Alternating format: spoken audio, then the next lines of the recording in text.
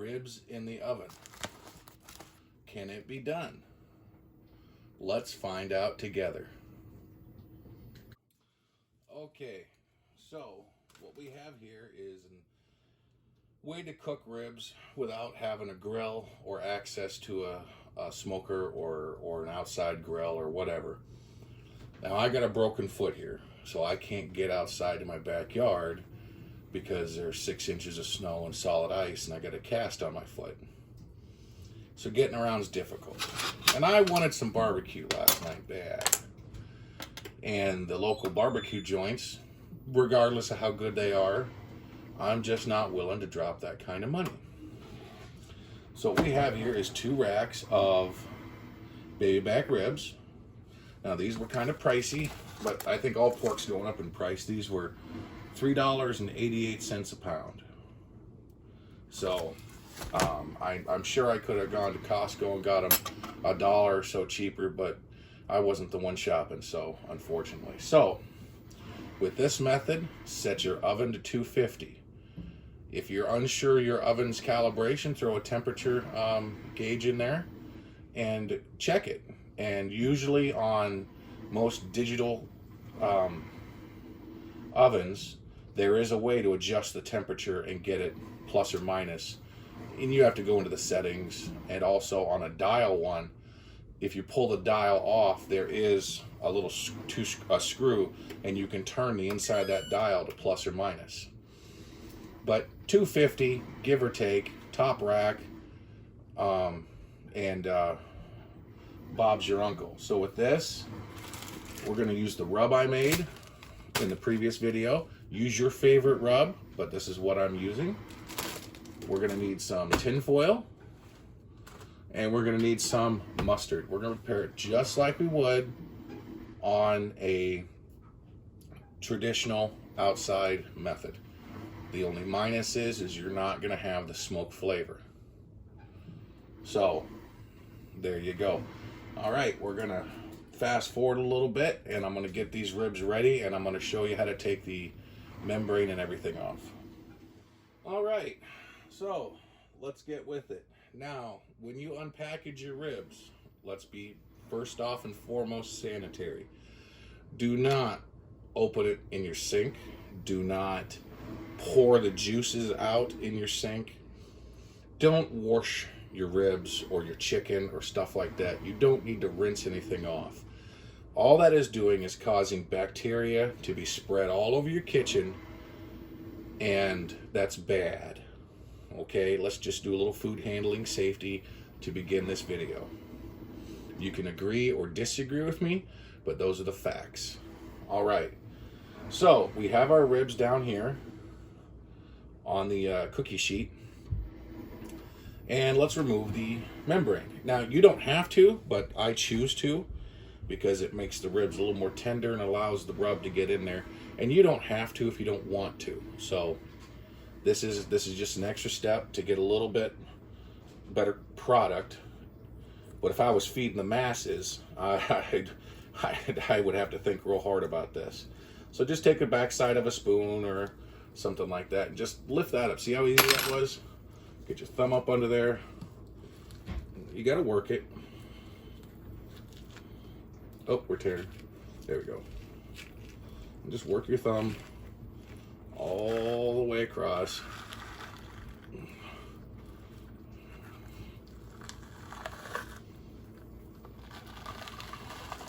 And if a little piece stays stuck to it or something like that, it's... come on, get my thumb over to the other side. If a little piece of it stays stuck there, it's not the end of the world. It'll be just fine.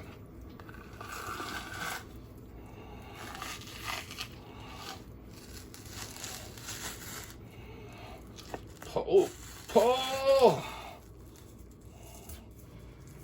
There we go. As easy as pie. So, some come off easier than others. Some don't. So, you know, sometimes you'll fight them. So, to prepare now I talked about cross-contamination. I'm going to wash this when I'm done. Paper towel to open the lid. There we go. So, This is just standard cheapo yellow mustard. Nothing fancy here, folks. Cheapo yellow mustard. I've used expensive mustard and I've used cheap mustard. And we're going to use it as a binder. And you can use olive oil, you can use cooking oil, you can use hot sauce, you can use anything you want. Just cheapo yellow mustard. Oop, we got to give her a little shaky shake. Just a little bit. See, we don't want much. We just want enough to give it just a very, very thin coat. Just enough for that rub to stick to. Okay. All right.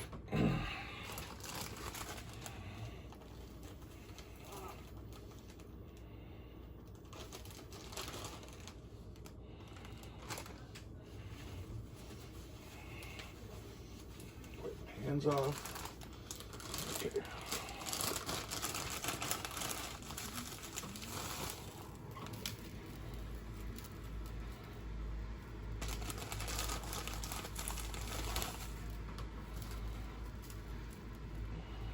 And just for you food police, I do have a disinfecting rag on my edge of my stove here that I'm using to wipe off my hands.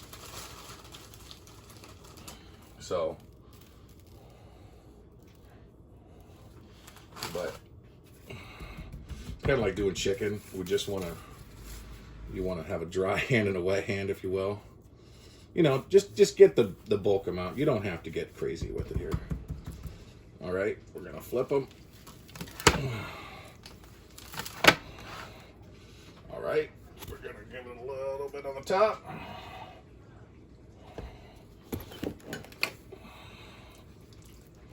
There we go.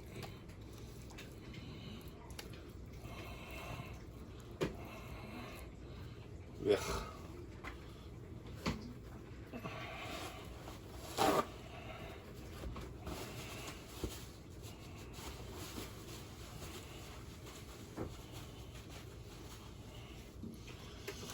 All right, one.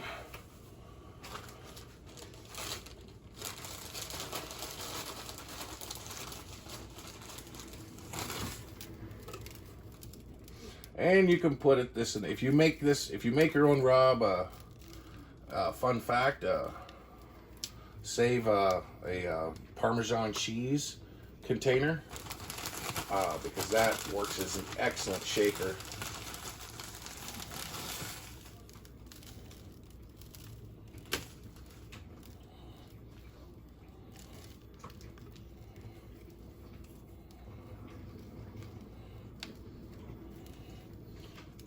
A little bit more, and that's about it. Because I don't like to have ribs that are too crazily seasoned, but having a nice little layer on there is just fine. And you know, if you miss some of the edges and stuff, that's the fun of it, because then you'll get parts of the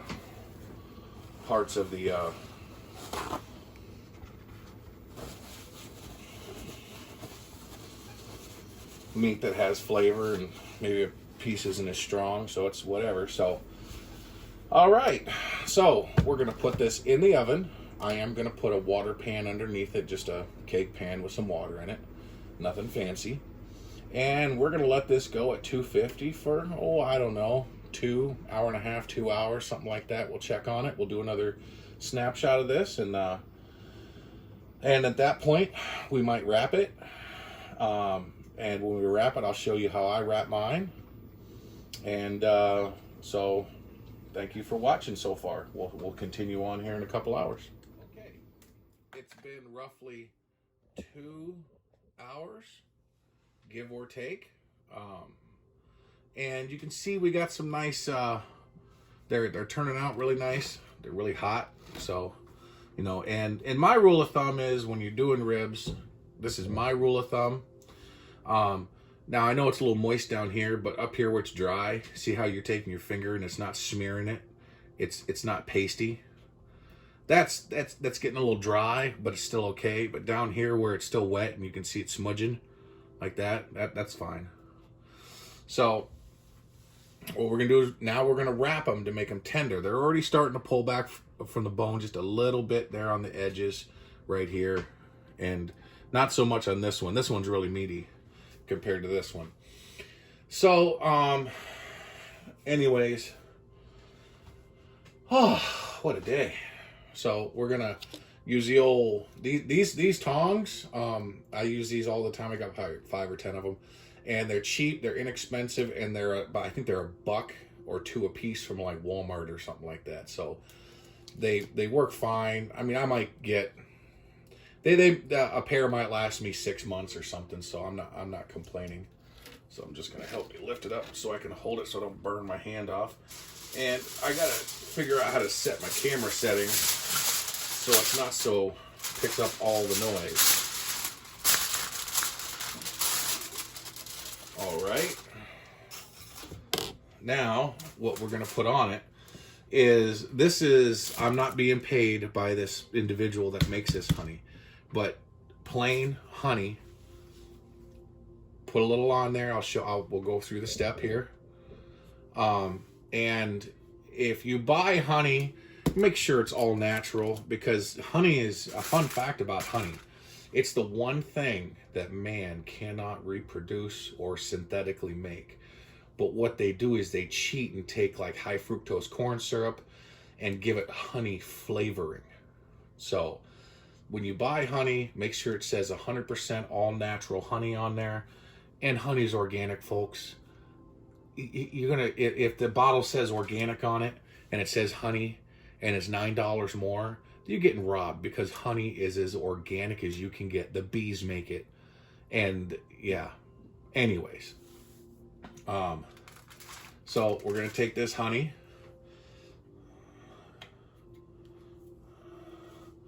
And we're just going to give her a little drizzle. Yeah, that's enough. Some people put like, I can't believe it's not butter in there. All kinds of stuff. I'm currently out of apple juices. Oh my God. And I only said that because that thing I lifted was heavy with 3 fingers. So, and what I'm going to add is just a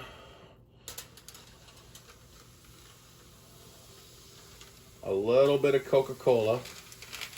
Not much. And I don't add it over top the spices, because I don't want the spices getting all washed off and everything. They're going to get whoop dripped a little bit there. And I double wrap these, so, and I might have to, since I didn't get that extra white stuff, I might have to run one over the top. Yeah, I'm gonna have to run extra right over the top.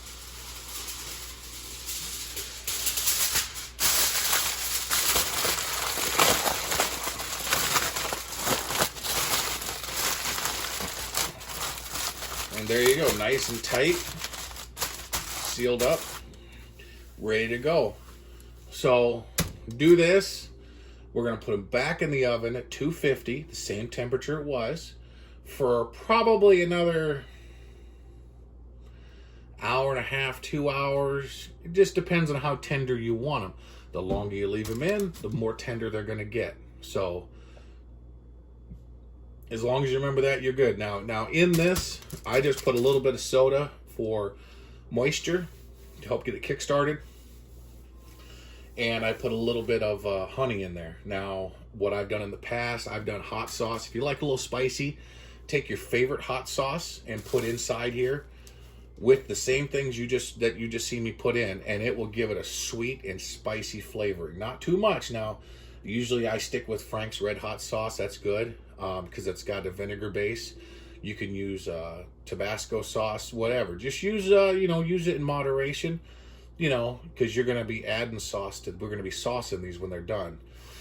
So we're going to let them go in the oven for 2 hours, give or take.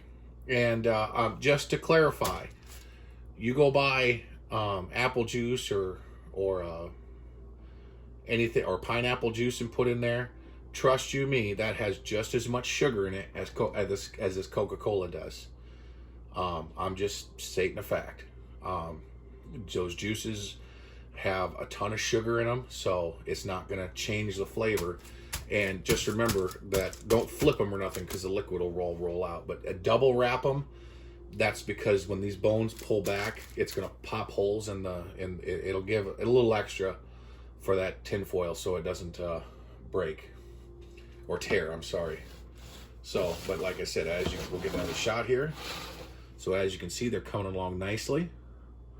You know, and there's tons of methods. You just cook it to how you think it needs to be. This ain't rocket science. So, quality ingredients and honey. Like I said, honey is a big factor.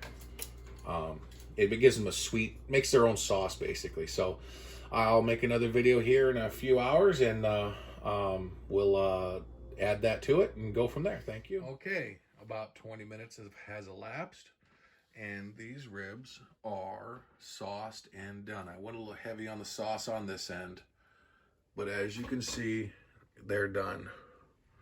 Normally when I sauce ribs, I'll sauce them and then I'll put them back on the heat or something until the brush marks disappear and they are done. So let me get my tongs here, because these things are like Service of the Sun hot. And like, as I said, these things are, I can't even grab it with the tongs. What am I thinking, Alex? Yeah, you can see these. Oof. Let me grab this in maybe. Yeah, you can see they're falling apart. I don't mind them falling apart. And a lot of people don't mind them falling apart. But, oh, there, earthquake. But let's recap what we did. We unwrapped them, set them on the tray, talked about food safety. That's important. Then we removed the membrane. Then a little bit of binder, which was mustard. A dose of your favorite rub. Put them in the oven for around an hour and a half to 2 hours, give or take. Took them out, wrapped them. Used a little honey and Coca-Cola, and you can put any kind of moisture you want in there. Just put something in there, anything, and then double wrapped them, put them back in there for 2, pulled them out, took them off, sauced them, and put them back in there for about 20 minutes. So, and that left us with the final product. And they're going to be as tender as can be, but they just won't have that barbecue smoke flavor. But they will be just fine for a pinch indoors. Say you're on vacation and you don't have access to your smoker or your cooker. These are a good choice, because right now in town we have a couple barbecue joints, and as I said before, they are delicious, but I'm not willing to spend $75 for my family of 4, just me and the wife and 2 kids, to go eat there to get a couple of racks of ribs and sides. It's just not worth it. So I think all in all, these cost me $12 a rack, so 24 bucks, we'll call it 25. And then the sides, and we feed 4 people. You do the math, so we're probably going to have $30 invested in this meal for 4 people. So that works out to, my mathematical skills are very horrible. Like $7 and change a person, if I'm correct. Oops, I lowered you down.